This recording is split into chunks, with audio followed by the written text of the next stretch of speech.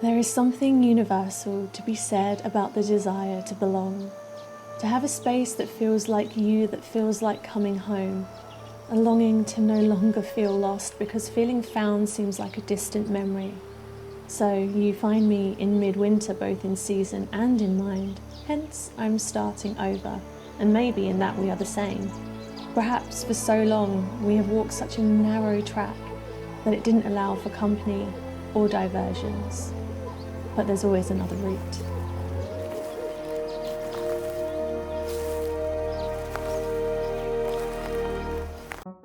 My name is Claire Luxton and I live and work as a full-time contemporary artist, making large-scale public art installations, conceptual portraits and poetry.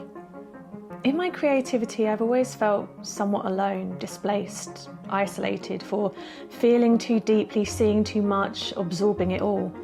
Hence, the art I make is honestly vulnerable and often a tightrope of pleasure and discomfort to make. It can be a lonely place to see the world in a different way, and with that has always come a deep desire for grounding and placemaking, a space to output all I have seen and translate it into a language we can all speak. But my story didn't begin here, and yet a new chapter does. So as I collect my set of keys, and together we take a first look at my new, empty, rural art studio in the English countryside, this is where I meet you, on the path. So I think that's as good a place to start as any. Our meet cute, you could say. But how did we get here? Let me give you the abridged version.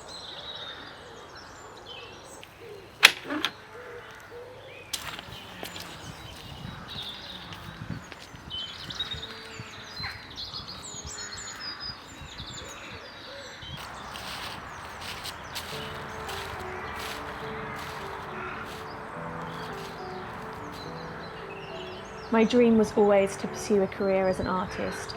I studied fine art at Goldsmiths, and after quitting my full-time job in London, my husband Scott and I, along with our dog Granger, took a leap of faith, left the city for a life surrounded by one of my greatest inspirations, nature. And we bought a house in the countryside to build my own dream art studio. Over the next 5 years, I established a name for myself and a career as a contemporary artist, making artwork commissions for clients such as Battersea Power Station, Leicester Square, Wembley Park. I poured in my passion and didn't stop. But not everything always goes according to plan.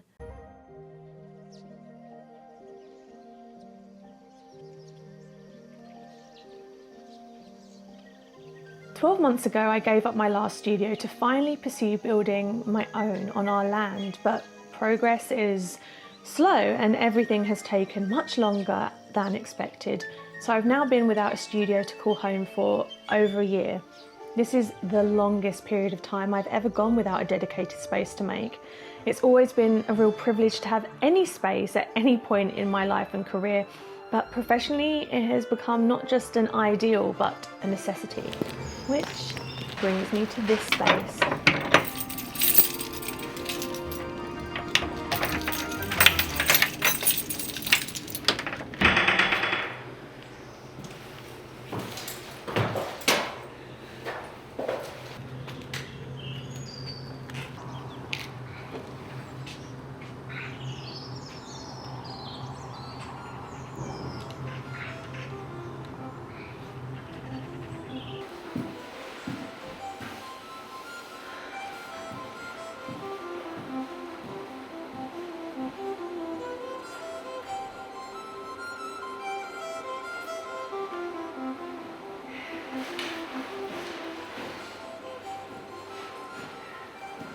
My new artistic home, full of light and character. Sometimes life sends you things you never expected, and finding this studio nestled away on a farm across a field from our home was unexpected, but a blessing I can't wait to make my own. Over the next few weeks, I'll be moving in ahead of my upcoming professional projects, and I hope that you will join me on this journey. This is just the start of a new path. Until I see you again, Claire.